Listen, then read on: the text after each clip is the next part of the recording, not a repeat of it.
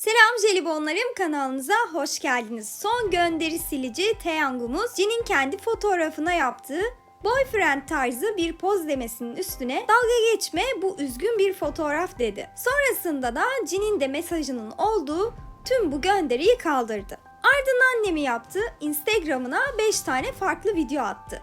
Ve bilin bakalım bu videoları sonrasında ne yaptı? Tabii ki de hepsini sildi.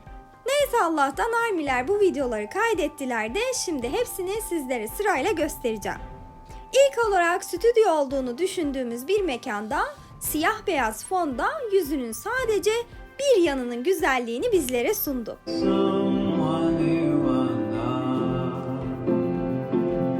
Sonrasında ise arkasında barfix borularından kendi evinde olduğunu tahmin ettiğimiz nur cemalinin hepsini gösterip yine yarım yüze doğru bir geçiş yaptığı bu tatlı videosunu paylaştı.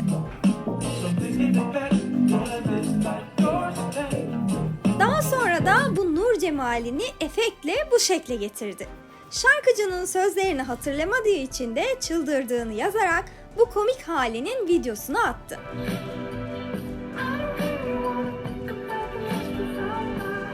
Bilirsiniz Koreliler normalde büyük gözlü olmayı çok severler. Ama Taeyangumuz sanırım küçücük gözlü olmayı daha çok sevmiş ki bundan sonraki diğer gönderilerini de bu efektle attı. Hatta bu efektle kur bile yaptı. Ekranda neredesin, ne yapıyorsun, benimle yıldızları görmek ister misin yazarken bir de ARMY'lere doğru göz kırpmayı ihmal etmedi. Son olarak kapanışı da yine muhteşem filtresini uygulayıp iyi uykular ve horlama sesi çıkartarak bitirdi. Taeyangumuz gerçekten çok alem. ARMY'leri mutlu etmek için bu tatlış hallerini hiç çekinmeden paylaşıyor ama kısa sürede de geri kaldırıyor. Sizlerin de bu konuya dair görüşlerinizi merak ediyorum. Hepinizi morluyorum. BTS'le kalın. Hoşça kalın jelibonlar. 잘 자.